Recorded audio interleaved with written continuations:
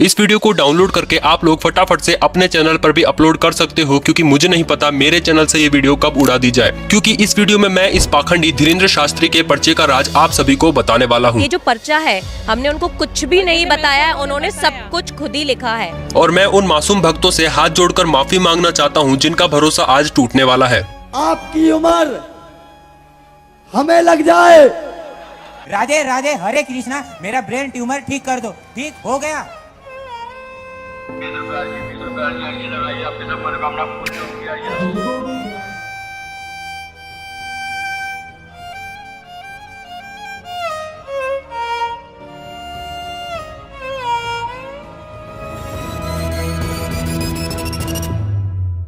वो राज जो mind readers news channels आज तक पता नहीं लगा पाए, वो इस वीडियो में मैं आपको बताने वाला हूँ। इस वक्त मैं चाहती हूँ कि आप धीरेन्द्र शास्त्री को जी, सुने। जी सुनते और मुझे ये बताइए कि वो इस वक्त जो कर रहे हैं वो क्या है।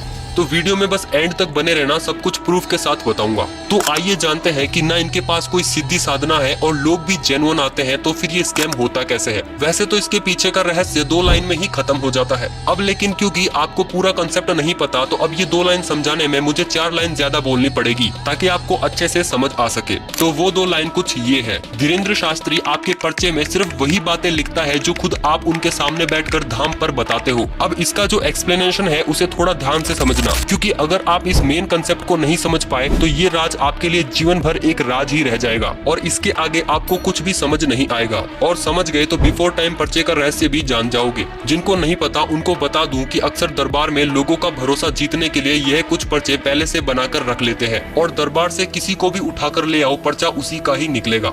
हम पहले से पर्चा लिख लेते हैं बिफोर टाइम, फिर आप जिनको लेकर आएंगे उन्हीं का ये पर्चा निकलेगा। और एक बात और बहन, आप लाएंगे उनको जिनका हमने पर्चा लिखा है।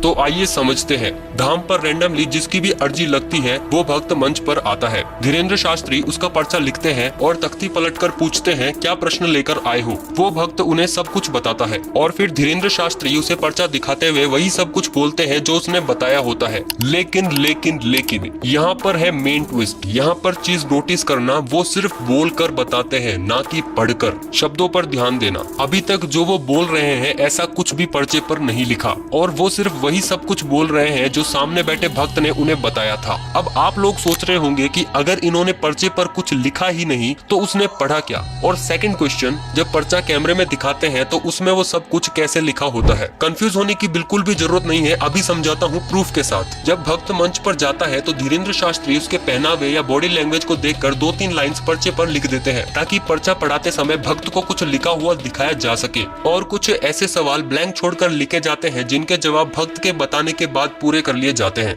वो इस बात का पूरा ध्यान रखते हैं कि पर्चा भक्त के द्वारा ना पढ़ा जाए। अगर भक्त ने पढ़ने की कोशिश भी की तो उनकी अशुद्ध लिखावट के कारण वो उसे नहीं पढ़ पाता। इसमें सबसे इम्पोर्टेंट रोल उनकी गंदी लिखावट, आधे अधूरे सेंटेंसेस और पर्चा दिखाने के एंगल का होता है। धीरेन्द्र शास्त्री भक्त को पर्चा पढ़ाते समय केवल उनके पर्चे पर उंगली चलाते हुए वही सारी बातों को दोहराते हैं जो भक्त उन्हें बताता है। माँ को स्वास्थ्य की समस्या, घुटना व पैर में दर्द असहनीय रहता है। टिकट कंफर्म नहीं हुई थी। हाँ, क्योंकि माता जी का थोड़ा सा वो रहता है कि मैं तो खड़ा होकर आ जाऊँ, लेकिन मम्मी का हाँ दिक्कत सीट होगी। मिल जाए तो ठीक है। अपने भविष्य की अर्जी लेकर के आए हैं। कैरियर व्यापार में आपका उज्जवल होगा। आप जाकर के व्यापार डालें। नौकरी योग में योग नहीं है। और मैंने गवर्नमेंट जॉब की तैयारी की थी कई साल से, उसमें मेरे को कामयाबी नहीं मिली है। बेटा के पैर में दिक्कत बनी हुई है, नस में दर्द बना है, इसलिए वह जॉब में सफल नहीं हो पाया। वह जॉब की तैयारी से वापस आया है। बच्चे की कुछ तकलीफें हैं, मिलिट्री एकेडमी से वापस आ गया, पैर दर्द उसके हाँ सभी खुशहाली चाहते, पूरा घर आपका परेशान है। दरबार में पूरे परिवार की अर्जी लेकर आए। शारीरिक, मानसिक, आर्थिक बहुत सारी परेशानियां बहुत दिनों से चल रही है पूरे परिवार में। हालांकि उस दौरान पर्चे में ऐसा कुछ भी नहीं लिखा होता।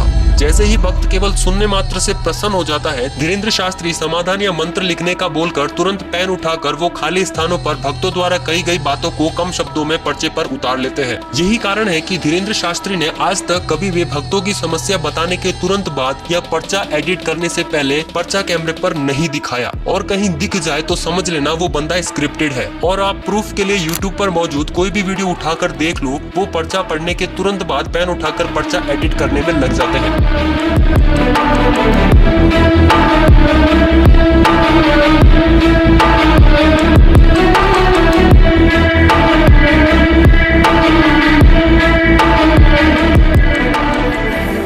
धीरेन्द्र शास्त्री उनके भक्तों को केवल वही जानकारी दे पाते हैं जो जानकारी उनके भक्त उनके सामने बैठकर बताता है। अगर भक्त के समस्याओं की एक लिस्ट बनाकर रख ली जाए और धीरेन्द्र शास्त्री के बने हुए पर्चे से मैच की जाए तो मैं दावे के साथ कह सकता हूं कि वो लिस्ट बिल्कुल भी मैच नहीं होगी। लेकिन शर्त ये है कि उस लिस्ट में लिखी हुई प्रॉब्लम्स का जिक्र धीरेन्द्र शास्त्री के सामने नहीं किया जाना चाहिए। धीरेन्द्र शास्त्री ने अपने कई दिव्य दरबार में पहले से पर्चा बनाकर लोगों और मीडिया को शौक में डाल दिया है, जिसे वो अक्सर बिफोर टाइम पर्चा भी कहते हैं। तो अगर आप पर्चा कैसे बनता है ये समझ पाए हो तो इसे समझना आपके लिए कोई बड़ी बात नहीं है। एक लाइन में बताऊं तो असल में धीरेन्द्र शास्त्री पर्चा तो भक्त की समस्या बताने के बाद ही लिखते हैं। तो उससे क्या फर्क पड़ता है कि पर्चा लिखने के बाद लोगों को बुलाया जाए या लोगों को बुलाने के बाद पर्चा खुलवाया जाए। तो अब मैं आपको प्रूफ के तौर पर कुछ ऐसी वीडियोस दिखाऊंगा जिसे देखने के बाद आपको सब कुछ क्लियर हो जाएगा। ये वीडियो काफी ज्यादा कंट्रोवर्शियल रही थी, जिसको सही साबित करने के लिए खुद बागेश्वर धाम सरकार ऑफिशियल ने ट्वीट किया था। ये लड़का भीड़ में बैठे अंधभक्तों से अलग और काफी ज्यादा बहादुर और बुद्धिमान है, लेकिन धीरेन्द्र शास्त्री सबके सामने इसे पागल साबित कर देते ब्रेन हैं। है तुम्हारा, ये तुम्हारा सनका हुआ ब्रेन है। तुम 2 कौड़ी के पढ़े लिखे हो। सबूत के लिए ये वीडियो काफी है, लेकिन फिर भी मैं आपको इसके अलावा आगे और भी सबूत दूंगा। एक बार के लिए इस वीडियो को एज अ प्रूफ के तौर पर समझते हैं। सबसे पहले धीरेन्द्र शास्त्री इस व्यक्ति का पर्चा बनाते हैं, फिर उससे प्रश्न पूछते हैं। बोलिए क्या समाधान पाना चाहते हैं बालाजी से? नोट करना ये क्या इन्फॉर्मेशन देता है। मुस्लिम लड़की से बहुत प्यार करता हूँ। मैं ब्राह्मण हूँ और वो मुस्लिम है, तो आपको क्या लगता है? इसके अलावा नहीं, अगर आ रही हो तो आने दो। नहीं आ रही हो नहीं, अभी बहुत सारी चीज़ें हो चुकी हैं। अभी रिसेंटली उसकी शादी हो गई 5 महीने पहले। अब धीरेन्द्र शास्त्री इसे पर्चा पढ़ाते हैं उसी एंगल से ताकि वो ना पढ़ पाए, और जैसे इसने पढ़ने की कोशिश की पर्चे को ऊपर कर लिया। केवल देखने चले आए थे, आशीर्वाद लेने आए थे, स्वतः ही बोलने लगेंगे लव के बारे में। चिंता ना करें, वहाँ नहीं प्राप्त होनी है, न लफड़ों में पड़े। मैं देखूं इसे? जब इसने कहा कि मैं देखूं, दिखाने की बजाय बार बार उंगली फेर कर बस उसे पढ़ा रहे थे। देखने चले आए, आशीर्वाद लेने आए, स्वतः ही बोलने लगेंगे लव के बारे में, वहाँ नहीं होना। लास्ट वर्ड देखना चाहूँगा। लास्ट वर्ड ये है, ओम बम बिराय नमः। बोलने लगेंगे कृपा आशीर्वाद। बराबर देखना चाहूँगा मैं उसे। हाँ, स्वतः बोलने लगेंगे लव के बारे में कहेंगे कुछ। पढ़ लिया, पढ़ लिया, पढ़ तो लिया, लेकिन मुझे नहीं होगा तो नहीं होगा। स्वतः बोलने लगेंगे लव के बारे में, नहीं होगा। इसमें लव के बारे में कहाँ लिखा हुआ है? लव के बारे में बोलने लगेंगे, लव के बारे में कहेंगे। यहाँ लव मुझे नजर नहीं आया। इसने कहा लव वर्ड पर्चे में नहीं दिखा, दिखेगा भी कैसे, लिखा ही नहीं। स्वतः बोलने लव कहाँ है? ये लव नहीं है, वो आपने घुमा अब देखो कैसे उनकी टीम का मेंबर खतरा महसूस होते ही फ्रेम में आ गया। महाराज इसमें लव कहीं नहीं है। मैं फिर कहता हूँ, मैं पढ़ लेता हूँ, मैं मास्टर्स डिग्री में हूँ। कोई भी पढ़ा लिखा आ जाए। लो भैया, पढ़ा लिखा पहले ही तैयार बैठा था। केवल देखने चले आए, आशीर्वाद लेने स्वतः बोलेंगे लव के बारे में कहेंगे। लव के बारे में कहेंगे। और आए, और आए। केवल देखने चले आए, आशीर्वाद लेंगे स्वतः बोलेंगे लव के बारे में। भीड़ में से लड़की को बुलाया गया लव वर्ड पढ़ने के लिए। इसने कहा मेरा पर्चा भी बना दो, और वो बैठ गई। भगाने के लिए बाबा के टीम मेंबर ने कहा दीदी आपने लेदर का बेल्ट पहन रखा है। क्या लगेगी बुलाए? भाई मुझे नहीं दिख रहा, आपने शर्ट के नीचे बेल्ट देख कैसे लिया? एक्सरे विजन लगा रखी है क्या आंखों में? और दूसरी चीज, पंडाल में भजन स्टील की ढोलक बजा के करते हो क्या? वो भी तो लेदर का ही है। कुंज बिहारी के चरण, Radha Rani. Okay, come to the point. अभी एक और बुलाओ, जिसको आप बुलाओ। नहीं, नहीं, हम नहीं मानेंगे। मेरी मम्मी को बुलाया जाए। माइक में बुलाने पर इनकी माताजी नहीं आती, फिर ये भीड़ में मम्मी को बुलाने के लिए जाता है। यहाँ से चाहे जहाँ से जाओ, लेके आओ। कुछ देर बाद इनकी मम्मी मंच पर आ जाती है, लेकिन भीड़ के कारण उसे आने में समय लगता है। आपका ही बेटा है। उसी बीच इनकी माताजी धीरेन्द्र शास्त्री को बिना माइक के ये जानकारी दे देती है कि उसके बेटे की शादी हो रखी है और उसकी 6 साल की बच्ची है। समझदार के लिए इशारा काफी है। ये सब जानने के बाद धीरेन्द्र शास्त्री को बचने का मौका मिल जाता है और वो तुरंत जनता को कहते हैं, सब लोग बैठ जाओ, अब और मजा आएगा। आपने एक सनातन धर्म के नाम पर धमकियां देने की दुकान खोली। ये साधु की भाषा तो नहीं हो सकती। तो बाजी पर माताजी आपकी है। बिल्कुल मेरी माता जी। अब इनको पढ़वा दें। क्या लिखा?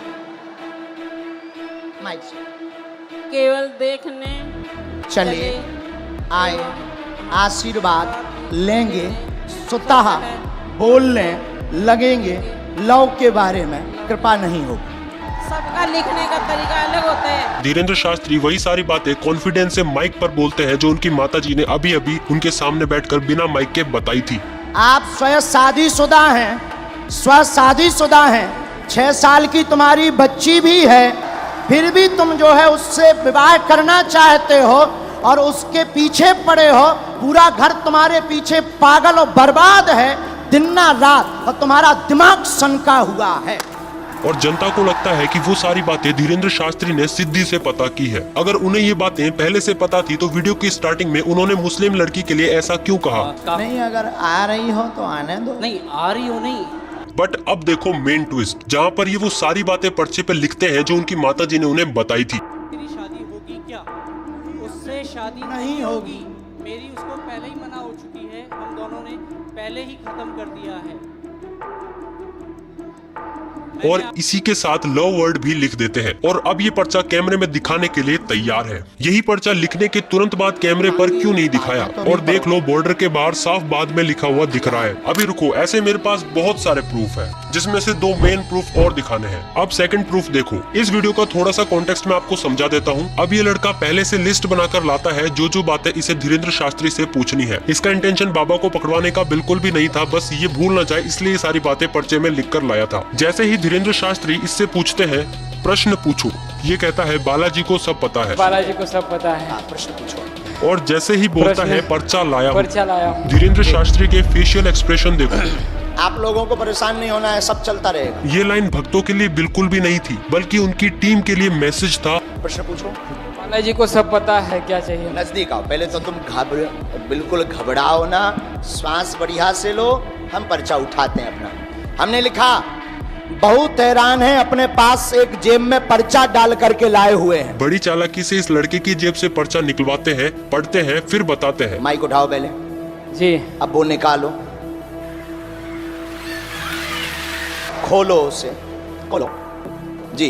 बोलो क्या चाहते हो बालाजी के चरणों? कर्ज मुक्ति जी।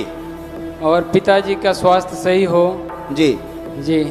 हमने लिखा बहुत हैरान, पर्चा लाए, 3 प्रश्न मूल हैं, बाकी श्री राम जयराम आदि लिखा रखा है आपने। क्या बात है सर, क्या बात है सर। तो नेक्स्ट बढ़ते हैं हमारे लास्ट प्रूफ पर, जो कि काफी ज्यादा इंटरेस्टिंग है। ये वीडियो भी काफी चर्चा में रहा था, जिसमें एक पत्रकार मोजो स्टोरी यूट्यूब चैनल से आता है और धीरेन्द्र शास्त्री को चैलेंज करते हुए कहता है, पत्रकार हूँ मैं, जिसको लेके आऊंगा क्या आप उसकी अर्जी बता पाएंगे? और धीरेन्द्र शास्त्री चैलेंज एक्सेप्ट करने की बजाय इसे बुला लेते तुझे हैं। बोलने का तमीज ही नहीं है। तैं भी ये थे, आजा आजा, ओ बेटा आजा, तैं ही आए थे। ये इससे 2-3 सवाल पूछते हैं, फिर वही सेम क्वेश्चन जो सबसे करते हैं। तुम्हें क्या पूछना है? वही लिखा है। हमें ये ज्ञात था तो जब हम दरबार में बैठे थे तब 2 पर्चे बनाकर हमने पहले ही रख लिए थे। पढ़, ये तेरा इतिहास। और फिर कहते हैं, ये क्या लिखा है? एक व्यक्ति परीक्षा लेने आएगा, बीच में टोकेगा, बदतमीजी करेगा, नालायक है, उसको बुलाने की आवश्यकता नहीं, ठिकाने लगा भी देना है आशीर्वाद। है ना शॉकिंग? पत्रकार आने वाला था, ये बात पहले से पर्चे में कैसे लिखी हुई थी, और इसके बीच में धीरेन्द्र शास्त्री ने पेन भी नहीं उठाया। बट कंफ्यूज होने की जरूरत नहीं है, जो काम धीरेन्द्र शास्त्री एंड में करते हैं वो काम इन्होंने पहले ही कर दिया, यानी कि पत्रकार के चैलेंज देते ही कर दिया था। मैं पत्रकार हूँ मैं, जिसको लेके आऊंगा क्या आप उसकी अर्जी बता पाएंगे? क्या हम तुम्हारे नौकरा बैठेगा? लगावर जी सीताराम जपो। उसके बाद पत्रकार को बुलाया गया। आइए, इस क्लिप को ध्यान से देखो। कौन सी न्यूज है तुम्हारी? Mojo story Delhi. Mojo story Delhi. कौन सी? हाँ जी, कौन सी न्यूज? Mojo story Delhi. हमने आज तक सुनी ही नहीं है। और टीम मौजोस से आएगा। इससे ये साफ साबित होता है कि धीरेन्द्र शास्त्री भक्तों की बताई हुई बातों को ही दोहराते हैं। यहाँ पर चैनल का नाम मोजो स्टोरी है और धीरेन्द्र शास्त्री ने 3 बार पूछा, लेकिन उसके बाद भी उन्हें समझ नहीं आया, इसलिए मोजो इसको ही बोल दिया। लेकिन अभी तक चैनल का नाम पर्चे पर नहीं लिखा हुआ। एक सजेशन देने के नाम पर फटाफट चैनल का नाम लिख दिया। क्योंकि ऐसे भी लोग आते तुम्हारे लिए एक सजेशन भी दें।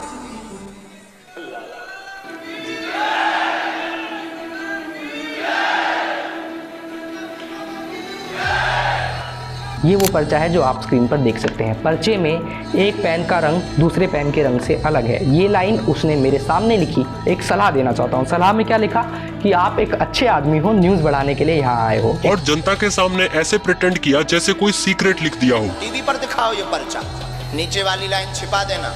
आप ही छिपा दो नीचे वाली लाइन, उन्हीं को दो, वही छिपा देंगे। नीचे वाली लाइन छिपा दो। तो वीडियो ज्यादा लंबी ना हो, इसलिए फर्स्ट पार्ट को यहीं पर खत्म करते हैं और सेकंड पार्ट में हम ये जानेंगे कि लाखों लोगों की भीड़ में से ये लोगों का नाम लेकर कैसे बुला लेते हैं। ये काफी इंटरेस्टिंग वीडियो होने वाला है, क्योंकि इसमें धीरेन्द्र शास्त्री ने वाकई में टेक्नोलॉजी का गजब इस्तेमाल किया है। तो चैनल कहीं गुम न जाए, इसलिए चैनल को सब्सक्राइब कर देना। तो मिलते हैं नेक्स्ट वीडियो में। जब तक के लिए अपना ध्यान रखना और ऐसे पाखंडियों से बच कर रहना। वो लोग इतने लोगों को बेवकूफ बनाकर अपना बिजनेस कैसे चला रहे थे? एक ताबीज बांध दो तो लोग कुछ भी मान लेते हैं।